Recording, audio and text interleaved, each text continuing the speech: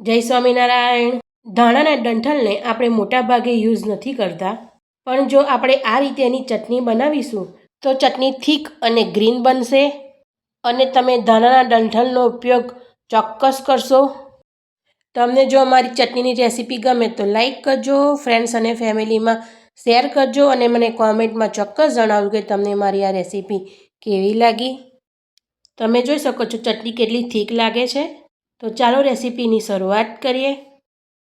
ધાણાના ડંઠલને આપણે મિક્સર જારમાં લઈ લઈશું. ત્યારબાદ આપણા ટેસ્ટ પ્રમાણે અંદર મસાલા કરી લઈએ. અહીંયા મેં 2 લીલા મરચાં લીધેલા છે, તેને એડ કરી દઈએ. આદુના ટુકડા,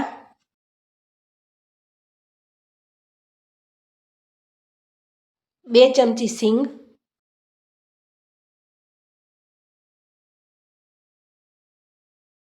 1 ચમચી લીંબુનો રસ, 1 ચમચી ખાંડ,